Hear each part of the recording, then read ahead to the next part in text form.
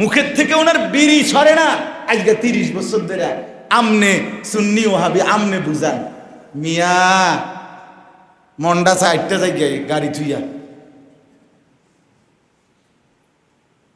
Cantonment পর্যন্ত না না দুঃখে কি বলেন আপনি? কি বুঝাইতে চাচ্ছেন?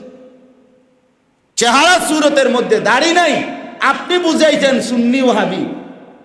আপনার ঘর থেকে রঙিন টেলিভিশন, আচ্ছা 20 বছর ধরে আপনার ঘরে বেডিন আছে, উলঙ্গ ছবি দেখে আমনের বউ বাচ্চা, আমনের রাসূলুল্লাহ সাল্লাল্লাহু আলাইহি সাল্লামের আশেক, এত বড় মিথ্যক আপনি কেমনে বললেন মিয়া?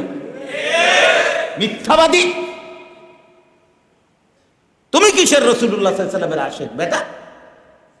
তোমার ছেলে নামাজ পড়ে না, তোমার মেয়ে নামাজ পড়ে না, তোমার স্ত্রী পর্দা করে না, তোমার ব্যবসার মধ্যে হারাম, তোমার সুদের লেনদেন ছাড়া তুমি 2 লাইন আগাইতে পারো না, তুমি গিয়ে কও রাসূলুল্লাহ সাল্লাল্লাহু আলাইহি সাল্লামের আশেক, আর 5 ওয়াক্ত নামাজ জীবনভর পড়ে, হালাল ছাড়া জীবনটা চলে না, হারামের দিকে যায় না, মিসওয়াক করে, দস্তরখান বিছায়, দাড়ি রাখে, লিবা টুপি পাঞ্জাবি পড়ে, 5 ওয়াক্ত নামাজ তেলাওয়াত করে, আল্লাহর কোরআন বিশুদ্ধ পড়তে পারে, মসজিদে ইমামতি করে, মাদ্রাসায় পড়ায়, বুখারী শরীফ, মুসলিম শরীফ, রাসূলুল্লাহর সমস্ত হাদিসের কিতাব বছরের পর বছর পড়ায়, উনি হয়ে গেল ওয়াহাবি, উনি হয়ে গেল নবীর দুশ্মন, উনি হয়ে গেল রাসূলের দুশ্মন, বিড়ি খাই না তুমি হয়ে গেলা রাসূলের আশেক।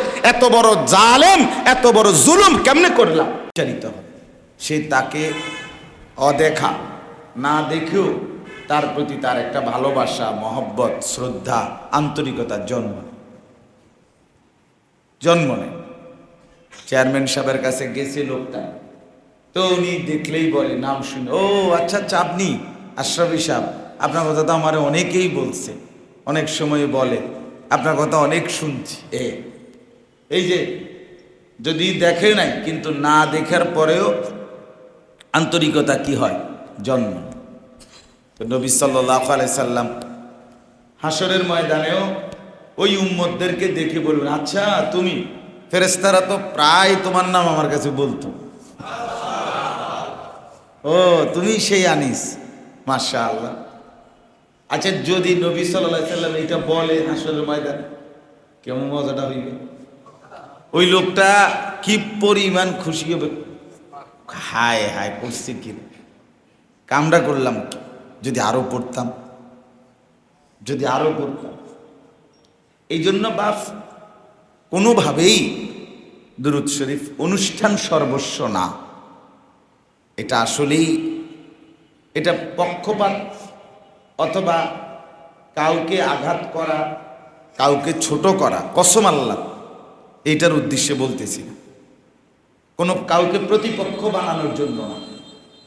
আমি এই তরিকার, অমুকে এই তরিকার, আমি এটি বুঝিও না ব্যক্তিগতভাবে, এতটা বুঝিও না, এতটা মাথাও গামাই। আমি ঘুমেতে উঠতেই দেখি বাজে 11:20, আমি চিন্তা করবার টাইম করি, এই এখন সকালে একটা লাফ দিয়ে ওইটা গোসল করছি, একসাথে বাসায় আপনার একসাথে বলি যে আমি নাস্তা দাও, চা দাও, আমার কাপড় চোপড় কই, গেঞ্জি কই, লুঙ্গি কই, গামছা কই, মানে সব একসাথে বলে ফেলি বাসা সবসময় ঘুম থেকে উঠি, কারণ তাড়াহুড়া। মাঝে মাঝে আমার বিবি চা নাস্তা সব একসাথে দিয়ে রাখে, মানে আমি বলে আরে চা তো ঠান্ডা হয়ে যাবে, বলছেন সব দিছি। তাহলে এই জন্য বললাম যে কারো খোঁচাখুচি করার সময়টা কোথায়, সময় এইটুকু টাইম ঘুম যাইলে তো ভালো। এই জন্য বাস্তবতা হলো এ কথা বুঝানো, দুরূদ শরীফ একান্তই হৃদয়ের আবেগের ভালোবাসার মহব্বতের একটা আমল। অনুষ্ঠান সর্বস্ব আমল নয়। রাসূলুল্লাহ সাল্লাল্লাহু আলাইহি ওয়াসাল্লামের সাথে আপনার আমার মহব্বত, আমার দিল আমার রাসূল, আমার ভালোবাসা আমার রাসূল, এইভাবে হইতে হইতে।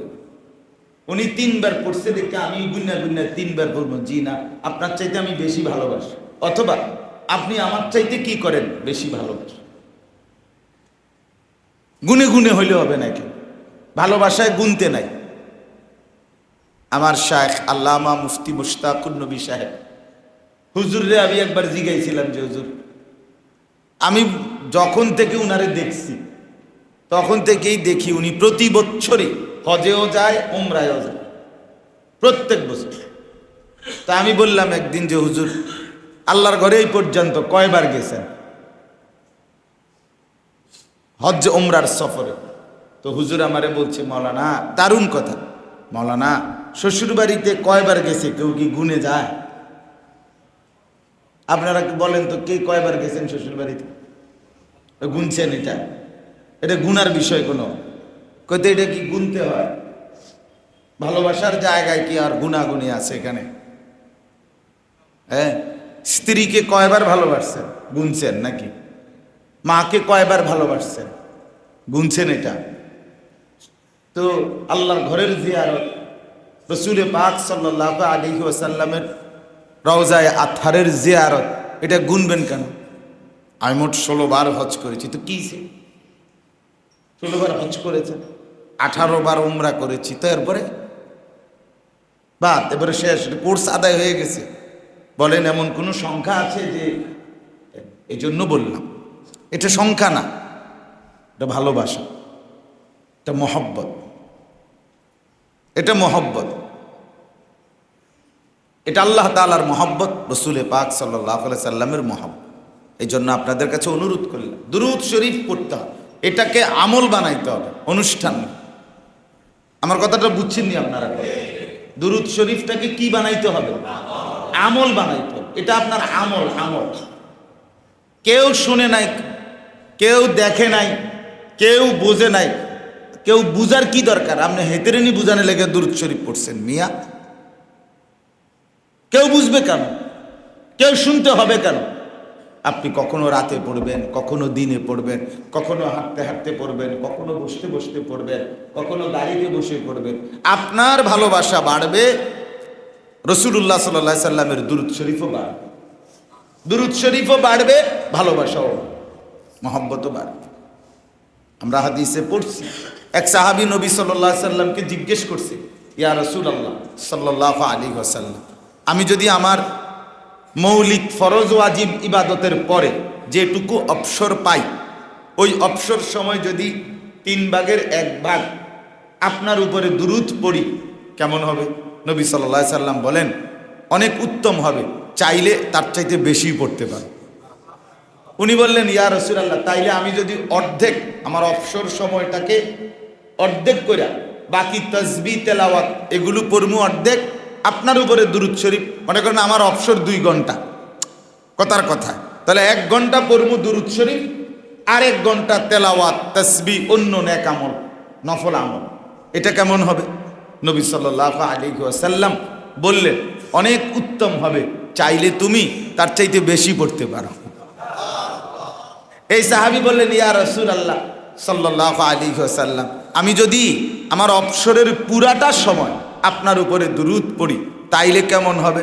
রাসূলুল্লাহ সাল্লাল্লাহু আলাইহি সাল্লাম বলেন, তাহলে তোমার দুনিয়া আখিরাতের সমস্ত পেরেশানি থেকে মুক্ত হওয়ার জন্য, থাকার জন্য এটাই যথেষ্ট হবে। খালাস। এখানে কয়টা পড়তে গেছে? 100 বার, এখানে 50 বার। কথা বলেন না তো? এই জন্য দুরূদ শরীফকে আমল বানাইতে হবে। আমল, এটা আমার আমল, আমল বানাইতে হবে, অনুষ্ঠান না, অনুষ্ঠান নয়, এটা আমার আমল। ভালোবাসার তাগিদে পড়বেন, নিজে নিজে পড়বেন, নিজে নিজে পড়বেন।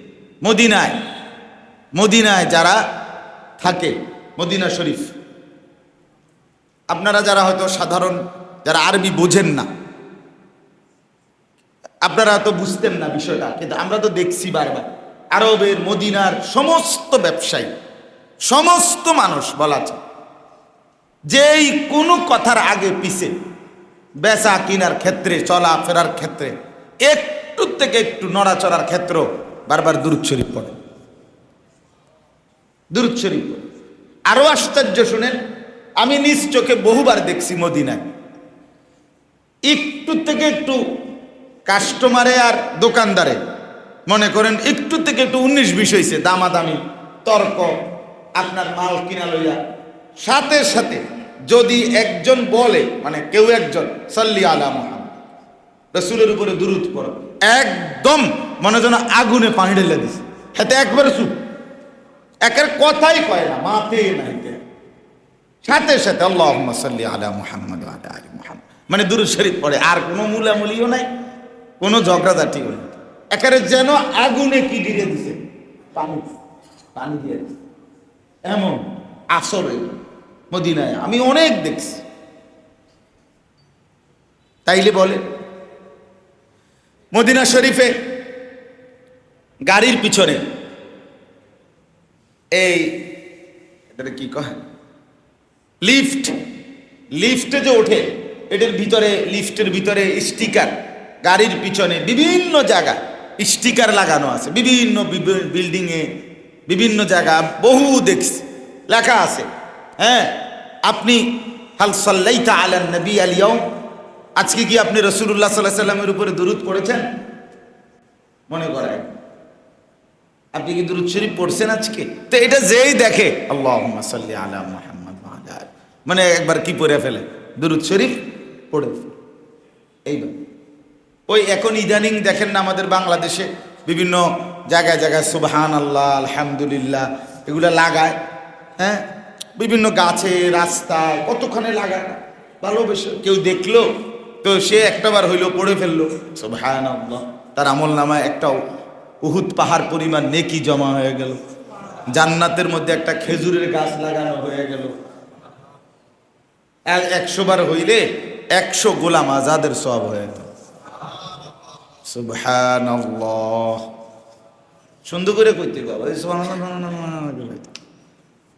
আমাদের এই সংবং করিলে হবে না, সুন্দর করে কইতে। তাইলে আজকে আমি একটা কারণে বলছি, এই যে এখন দুরূদ শরীফের কথাটা একটা কারণে বলছি। ওইখানে এক ভাই, এই আমি যখন এখন দুরূদ শরীফ পড়তেছিলাম, উনি তখনও বসে নাই, উনি দাঁড়াইয়েই দেখলাম যে আমি চেহারার দিকে ওনার আবেগে মহব্বতে দুরূদ শরীফ পড়া শুরু করে দিছে। তখন এটা আমার কাছে ভালো লাগছে, ওই ভাইয়ের এই দৃশ্য, এইখানে আসে উনি, এক্ষুনি দেখছি উনার, তা আমি বুঝলাম যে এই বেচারা এখনো বইসে ছাড়ে নেই জাগার, কিন্তু উনি ওনার জবান খুলে দিছে। আল্লাহ তাআলা ওনাকেও বরকত দান করে। তাহলে এই জন্য বললাম যে দুরূদ শরীফ হৃদয়ের আবেগে পড়বে, মনের মহব্বত, কেউ পড়বেন 100 বার, কেউ পড়বেন 1000 বার, কেউ পড়বেন 500 বার। আপনি গুণ হিসাব রাখবেন আপনি কত বেশি পড়তেছেন, এখানে কারো কাছে সংখ্যা গুণা হিসাব এটা মূল মাকসাদ নয়। রাসূলুল্লাহ সাল্লাল্লাহু আলাইহি ওয়াসাল্লাম ইরশাদ করেছেন, আল বখিল মান যুকিরতু ইনদাহু ওয়া লাম ইউসাল্লি আলাইয়া, সে বড় কৃপণ বখিল যার সামনে আমার নাম উচ্চারিত হলো অথচ সে আমার উপরে দুরূদ পড়লো না, সে বখিল, সে বখিল। আপনার তাহলে অনেক সময় উলামায়ে কেরাম পড়ে, আপনারা পড়েন, দুম ধরে বসে থাকেন, নবী সাল্লাল্লাহু আলাইহি সাল্লামের নাম উচ্চারিত হয়, আপনি সাথে সাথে পড়বেন, আস্তে আস্তে পড়বেন সাল্লাল্লাহু আলাইহি ওয়াসাল্লাম। এটা পারে না এমন কোন মুসলমান হতভাগা আছে কি? এমন হইতে পারে কোন মুসলমানের বাচ্চা? তো তাহলে না পারার কি আছে, না পড়ার কি আছে? রাসূলুল্লাহ সাল্লাল্লাহু আলাইহি ওয়াসাল্লাম হাদিসে বলছেন, ইন্না আউলান নাসি বি ইয়াউমাল কিয়ামা আকসারুহুম আলাইয়া সালাত, কিয়ামতের দিন আমার সবচেয়ে কাছে থাকবে তারা আমার উপরে দুরূদ শরীফ বেশি পড়তো যারা। আচ্ছা, এই কথার দ্বারা কি বুঝছেন? কি বুঝছেন? যে সবাই নির্দিষ্ট অনুষ্ঠানে এই মহল্লার সবার দুরূদ শরীফ সমান সমান হবে, এটাই তো বুঝছেন নাকি? সবাইয়ের গুনলে আমলনামার মধ্যে 300-র বেশি হইতো না, কারণ হ্যাঁ পড়ছে এক লগে, একজন হুজুরের লগে পড়ছে, হুজুরে পড়ছে 3 বার, এবারও পড়ছে 3 বার, রবিবারে আবার হুজুরে পড়ছে 3 বার, এবারও পড়ছে 3 বার, সোমবারেও হুজুরে পড়ছে 3 বার, মুসল্লিও পড়ছে 3 বার, এই সমান সমান। তা নাহলে এটা কেন নবী বলল যে আমার উপরে বেশি দুরূদ পড়বে সে আমার তত বেশি কাছে থাকবে? বুঝা গেল এই পড়ার মধ্যে কম বেশ হবে, এই জন্য কাছের মধ্যেও কি হবে? কম বেশ। তাইলে এর দ্বারা এটা বুঝা গেল নি যে বেশি পড়া আর প্রত্যেকে নিজের তাগিদে, নিজের প্রয়োজনে, আমার জন্য আমি বাড়াবো, আমি রসুলের আরো কাছে যাইতে চাই, ঠিক না বলেন না কেন? আমি নবীর আরো কাছে যাইতে চাই, তাহলে আমার প্রয়োজনে আমি আরো বেশি পড়বো, আমনের দরকার নাই তো ঠিক আছে আপনি পড়েন না। এটা তো আসলে ঝগড়ার কোনো বিষয়ই না, মনোমালিন্যের কোনো বিষয়ই ছিল না, বিষয়ই ছিল না। শুধু শুধু এটারে আপনার ঝগড়ার একটা উপলক্ষ বানায়, ঝগড়ার একটা উপলক্ষ বানায়, নিজেদের মধ্যে দুই দল বানায় দিছে, একদল সুন্নি, একদল ওয়াহাবি। আশ্চর্য কথা, কি বললেন, কি বলেন, এটা কি বুঝাইতে চাচ্ছেন? সুন্নি বলতে কি বুঝান, ওয়াহাবি বলতে কি বুঝান? কারে গালি দেন, কারে পক্ষ নেন? সুন্নি যদি রাসূলুল্লাহ সাল্লাল্লাহু আলাইহি সাল্লামের সুন্নাত হয় তো মুমিনের জন্য রাসূলুল্লাহ সাল্লাল্লাহু আলাইহি সাল্লামের সুন্নাত দরকার নাই? আচ্ছা, ওয়াহাবি, ওয়াহাব শব্দ আল্লাহর নাম, সরাসরি কোরআনের শব্দ এটা। ইন্নাকা আনতাল ওয়াহাব রব্বানা লা তুজিগ কুলুবানা বাদা ইদ হাদাইতানা ওয়া হাব লানা মিন লাদুনকা রাহমা ইন্নাকা আনতাল ওয়াহাব। এই যে আল্লাহর নাম, আল্লাহর নাম। তো আল্লাহওয়ালা, আল্লাহওয়ালা হওয়া এক মুসলমানের জন্য দরকার নাই? তা এক মুসলমান রসুল সাল্লাল্লাহু আলাইহি সাল্লাম তাকেও ভালোবাসবে, আল্লাহকেও ভালোবাসবে। এখানে বাদ দিলেন কোনটা, ধরলেন কোনটা? গালি দিলেন কারে, মহব্বত করলেন কারে? কারে গালি দিলেন? আল্লাহকে বাদ দিয়ে রসুলকে ভালোবাসলে সেই ভালোবাসা যৌক্তিক, রসুলকে বাদ দিয়ে আল্লাহকে ভালোবাসলে সেই ভালোবাসা যৌক্তিক। তো কি করলেন, কিতা করতে চাইলেন? কারে ভাগ করলেন, কারে বুঝাইলেন, কি বললে বুঝলেন? আশ্চর্য বুঝ, আশ্চর্য বুঝ। মুখের থেকে ওনার বিড়ি সরে না। আজকে 30 বছর ধরে আমনে সুন্নি ওয়াহাবি আমনে বুঝান, মিয়া মন্ডা সাইডটা যাই গাড়ি থুইয়া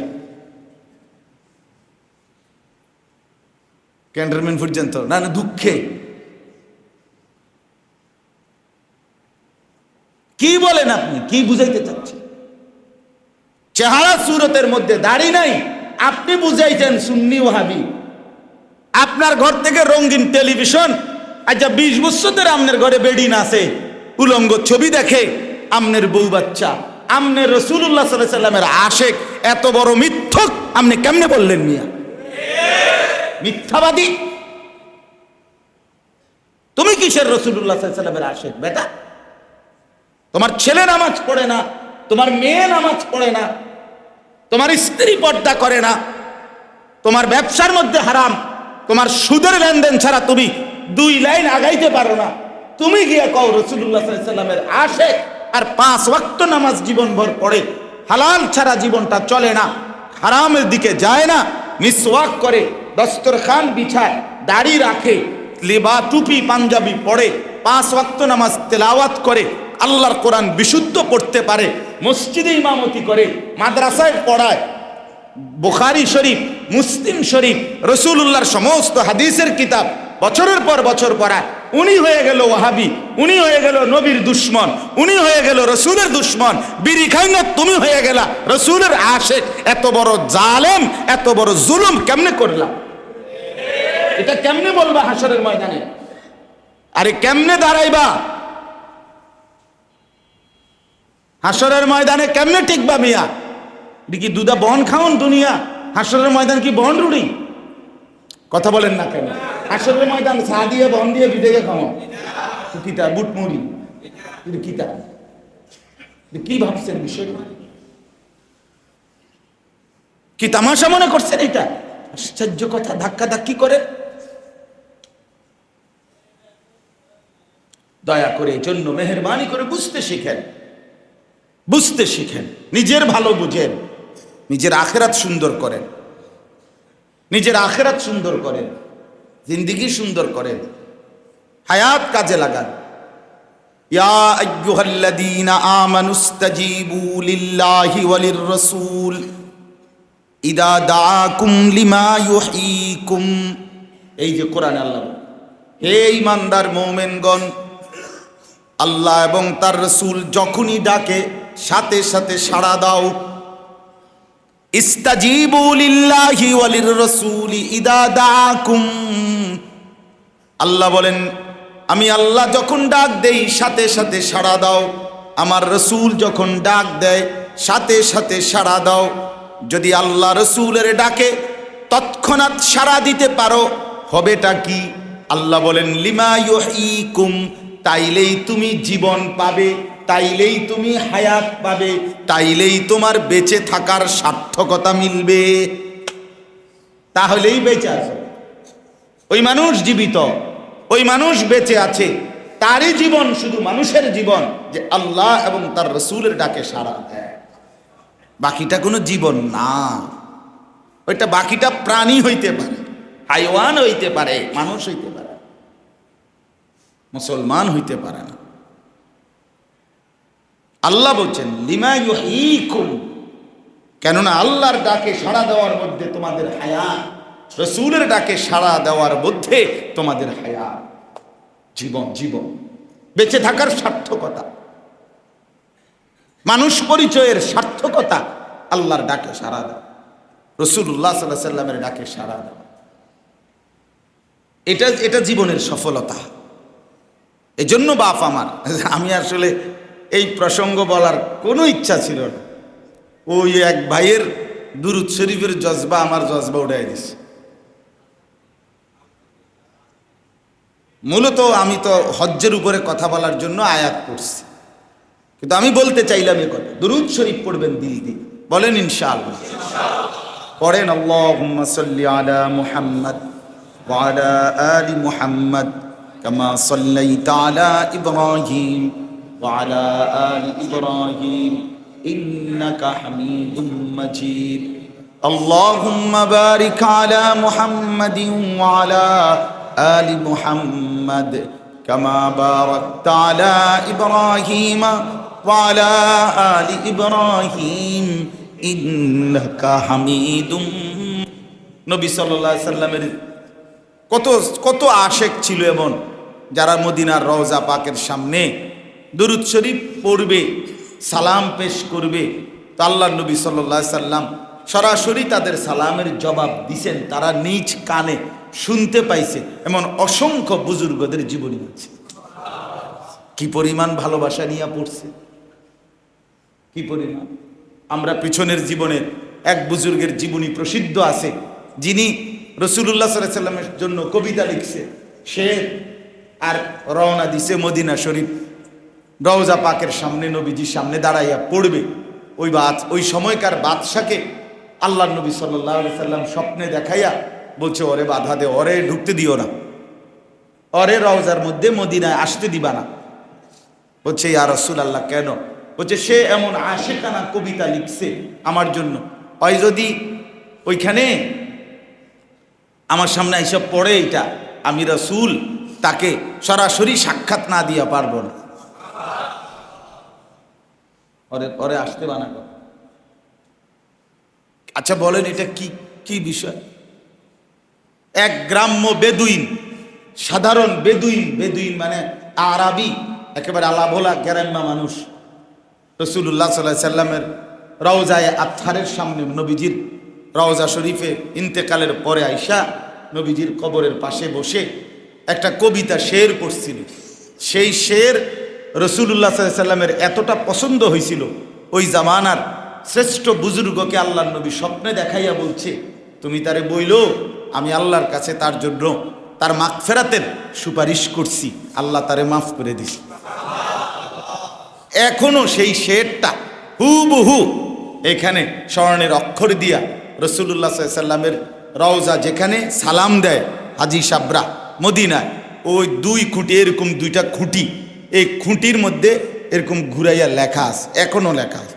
আমি যতবারই আলহামদুলিল্লাহ গেছি দেখাইছি আমার সাথে যারা, যে এই লেখা, এটা বেদুইনের শের, সাধারণ মুসলমান, কোনো সাহাবীর না।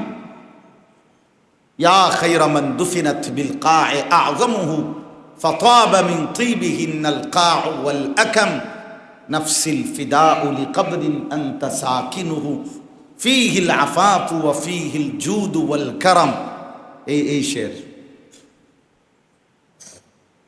আপনি যদি বলেন হুজুর অর্থটা কি, আপনি পড়ছেন না, আরবি শিখছেন না, কোন শিখলেন না কেন? দুনিয়া সব শিখছেন, শিখবেন না কেন? সব বলে দিলে মহব্বত থাকবে কেমনে? আলগা আমার অর্থাৎ বুঝাইলাম রাসূলুল্লাহ সাল্লাল্লাহু আলাইহি ওয়াসাল্লামের ভালোবাসা তারতম্য হয়। যার দিল আল্লাহর নবী সাল্লাল্লাহু আলাইহি সাল্লামের প্রতি বেশি আশেক, সে রাসূলুল্লাহ সাল্লাল্লাহু আলাইহি সাল্লামের তত বেশি নৈকট্য হাসিল করে। আল্লাহ আমাদেরকে তৌফিক দান করেন।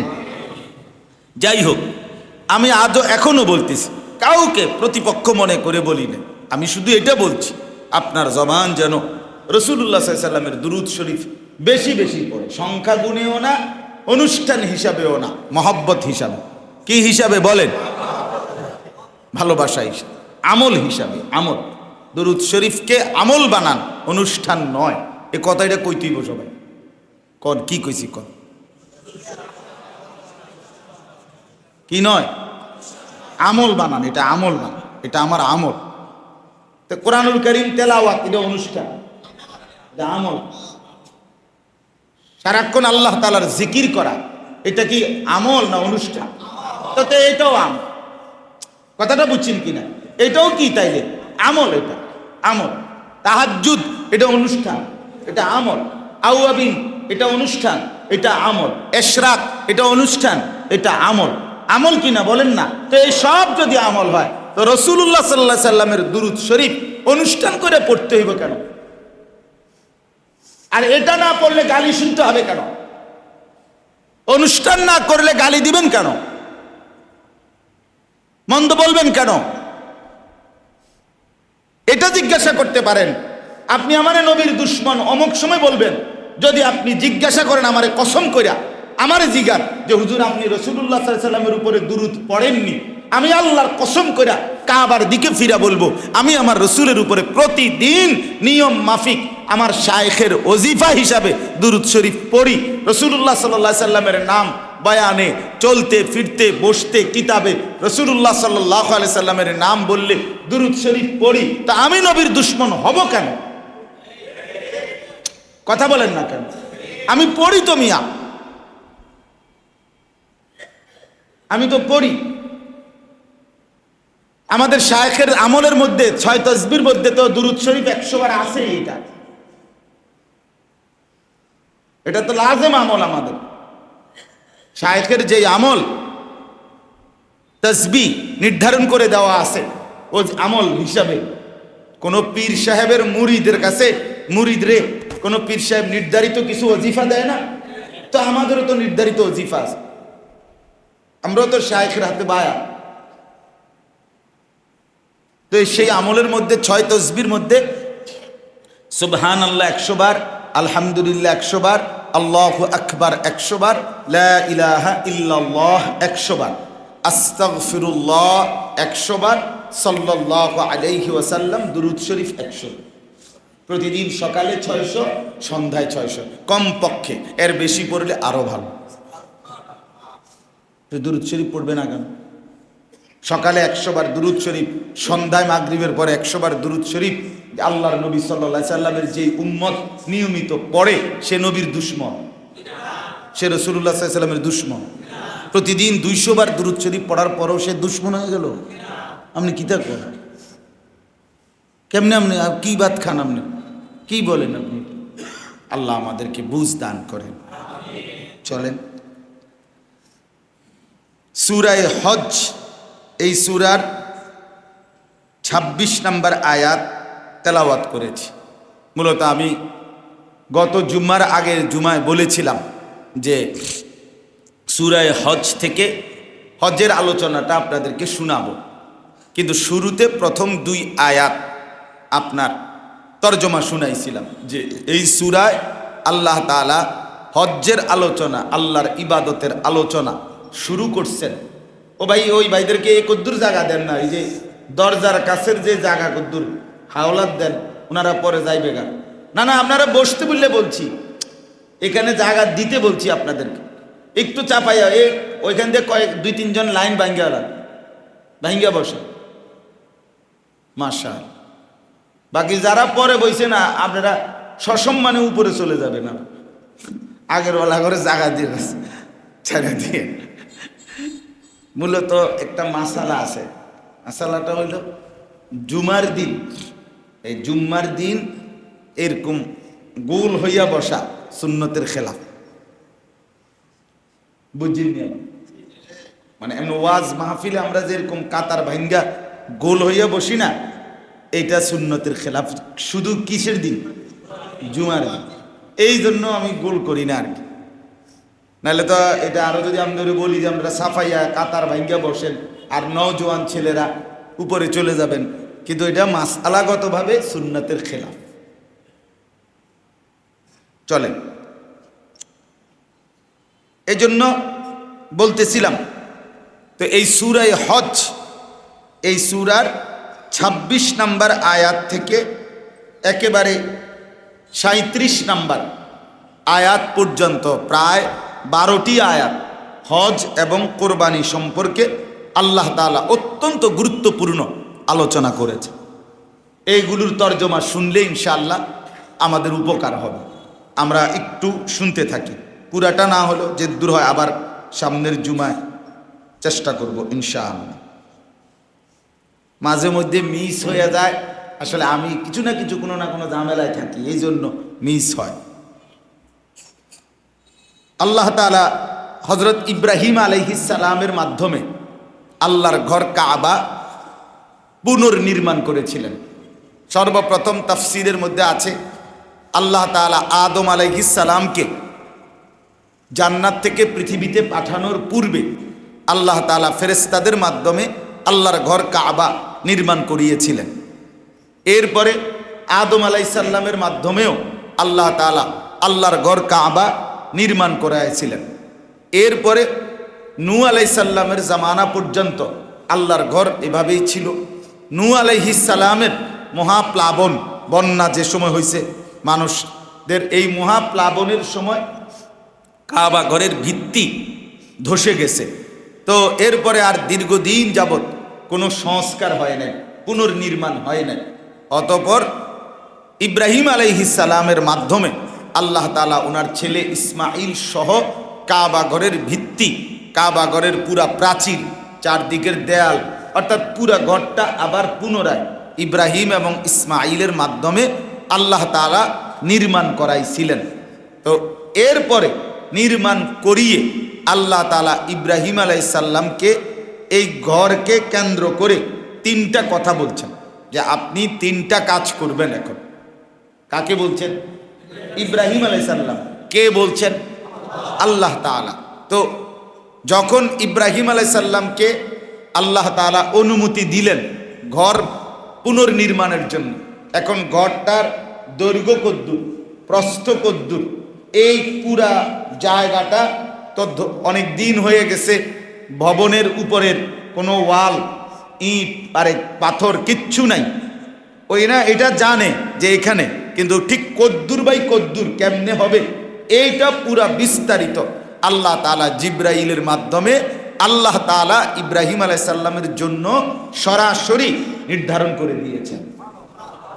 এই কথাটা এখানে ওয়াইদ বাওয়ানা লি ইব্রাহিমা মাকানাল বাইত, আল্লাহ তাআলা বলেন যখন আমি ইব্রাহিমের জন্য আমার ঘরের জায়গা নির্ধারণ করে দিলাম, ঠিক করে দিলাম, অর্থাৎ আমি ঠিক করে দিছি যে এভাবে এভাবে এত বাই এত, কোনো কমিটির সিদ্ধান্তও না, মহল্লাবাসীর সিদ্ধান্তও না, সিদ্ধান্ত সরাসরি কার? আল্লাহ তাআলা। আল্লাহর ঘর কাবার ডান বাম সীমানা এটা আল্লাহ তাআলা নির্ধারণ করে দিয়েছে। ওই নির্ধারণের উপরেই ইব্রাহিম আলাইহিস সালাম আল্লাহর ঘর বানাইছে। এখানে প্রাসঙ্গিক এই দুলাল ভাই ঘুমায়, এই দরকারি কথাটা ওনাদের জন্য কইতে চাইছিলাম।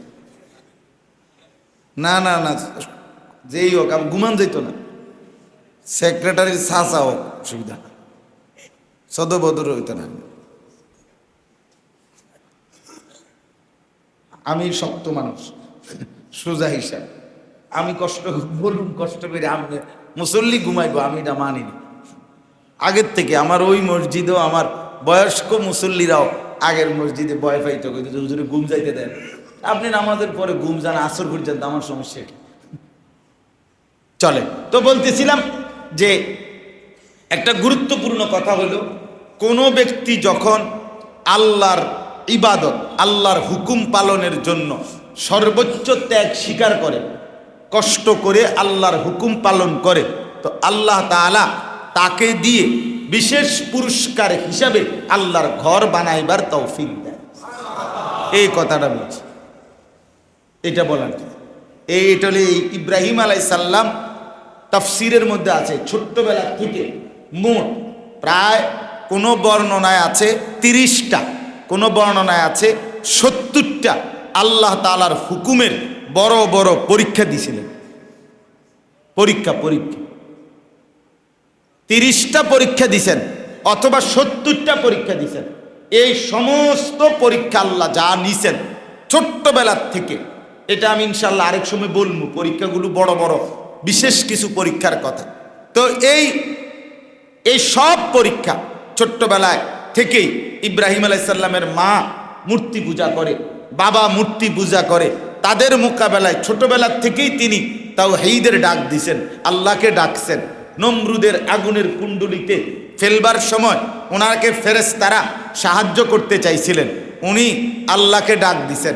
ইসমাইলের জন্মের সময় উনি কোলে নিয়ে আদর করতে চাইছিলেন, আল্লাহ নিষেধ করছেন, কোলে নিতে পারবা না, উনি আল্লাহর জন্য এই মহব্বত ত্যাগ করছেন।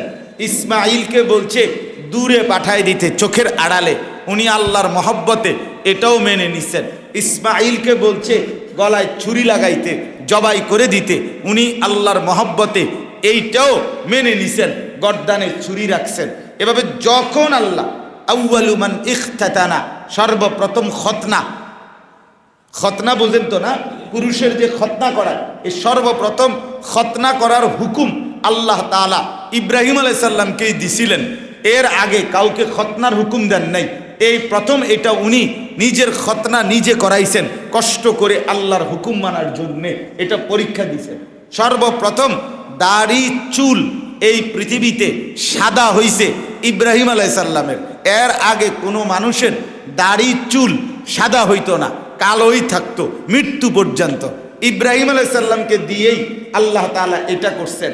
আউয়ালু মান শাবা, প্রথম চুল দাড়ি সাদা হইছেন ওনার মহল্লার কাফেররা তখন বলতেছিল যে বাপ দাদার ধর্ম ত্যাগ করার কারণে তার চেহারা চুল বদলায় গেছে, বুঝেন নাই? তারা তো আর কোনো সময় দেখে নাই, এখন না আমাদের কাছে এটা অ্যাভেলেবেল যে চাচার দাড়ি সাদা সুন্দর, হ্যাঁ, কিন্তু ওই সময় প্রথম ওনার এই চুল দাড়ি সাদা হয়েছে। তো তখন তিনি আল্লাহকে জিজ্ঞেস করছে, ইব্রাহিম আলাইহিস সালাম, মা হাদা শাই, আল্লাহ এটা কি, আমার দাড়ি চুল যে সাদা হচ্ছে এটা কিটা, ঘটনাটা কি? আল্লাহ তাআলা, সুবহানাল্লাহ, আল্লাহ তাআলা তখন সরাসরি বললেন ইব্রাহিম আলাইহিস সালামকে, হাদা ওয়াকার, ইব্রাহিম এটা দোষ না, এটা সম্মান, এটা গাম্ভীর্যতা, এটা ইজ্জত, এটা সম্মান। সাথে সাথে তাফসীরে আছে ইব্রাহিম আলাইহিস সালাম হাত তুলে বলছে, আল্লাহুম্মা জিদনি ওয়াকারান, আল্লাহ তাইলে আমার এই ইজ্জতটা, সম্মানটা আরো বাড়ায় দেন, একদম সাদা বানায় দেন, চুলদারি সবই কি করে দেন, আবার আরো সম্মান দরকার। আপনি সম্মান দিবেন, আমি নেব না, বলেন কি? সুবহানাল্লাহ। এরকম অনেক পরীক্ষা আছে, আরো আছে ছোট ছোট অনেক বিষয়ে পরীক্ষা আল্লাহ তাআলা ওনার থেকে নিছেন। তো এই সমস্ত পরীক্ষায় ফাআতাম্মাহুন্না, কোরআনে আছে ইব্রাহিম আলাইহিস সালাম গোল্ডেন এ প্লাস পাইছে। সবগুলো পরীক্ষা উনি কি রেজাল্ট করছেন? সব একেবারে 5এও 8এও এসএসসিতেও ইন্টারেও অনার্সেও মাস্টার্সেও সব পরীক্ষাতে উনি কি পাইছেন? গোল্ডেন এ প্লাস পাইছেন, সর্বোচ্চ নাম্বার পেয়ে ফার্স্ট হইছেন ইব্রাহিম আলাইহিস। তখন আল্লাহ তাআলা বলছেন, ইব্রাহিম সারা জিন্দেগির পরীক্ষা করছি, আমার হুকুমের জন্য তুমি বারবার পালন করছো, চলো এইবার তোমার একটা পুরস্কার দেই। আমার এই কায়নাতের, আমার গোটা সৃষ্টির মধ্যে আমার শ্রেষ্ঠতম ঘর, আমার ঘর বাইতুল্লাহ কাবা, আমার ঘরটা তোমারে দিয়া বানাইতে চাই। বুঝছেন নি এবার এসব? এই তখন ইব্রাহিম আলাইহিস সালামকে আল্লাহ তাআলা এটা সম্মান দিয়েছে। এজন্য আল্লাহর ঘর বানানো, আল্লাহর ঘরের খেদমতে লাগা, আল্লাহর ঘরের জন্য কিছু করতে পারা, বিশ্বাস করেন এটা আপনার জীবনের সম্মান, এটা আপনার জীবনের ইজ্জত, এটা আপনার জন্য বহুত বড় সম্মান, বহুত বড় সম্মান। মক্কার কুরাইশরা যুগ যুগ ধরে সম্মানী ছিল। নবীজির সাল্লাল্লাহু আলাইহি সাল্লামের জন্মের আগেই মক্কার কুরাইশরা দামি ছিল, সম্মানী ছিল। সারা অঞ্চলের চতুর্দিকের গোটা আরবের, মধ্যপ্রাচ্যের আশপাশের সমস্ত মানুষ সম্মান করত আরবের মানুষকে আর কুরাইশদেরকে, শুধু একটাই কারণে, সেটা হলো তারা খানায় কাবার মোতাওয়াল্লি, খানায় কাবার তত্ত্বাবধায়ক, কাবা ঘরের ইমারত ভবনের দায়িত্ব তাদের একজনের ছিল, ওই জমজমের দায়িত্ব এক গ্রুপের ছিল, ওই যে আপনার হাজরা আসওয়াদের দায়িত্ব আলাদা ছিল, কাবার দরজা চাবি খুলে দেওয়া, চাবি বন্ধ করা, এটা আলাদা গ্রুপের দায়িত্ব ছিল। হাজিরা আসলে তাদেরকে মানে থাকার জায়গা ব্যবস্থা করে দেওয়া আলাদা দায়িত্ব ছিল, মেহমানদারি করানো আলাদা দায়িত্ব ছিল। এই কুরাইশরা কাবা ঘরের সাথে সম্পৃক্ত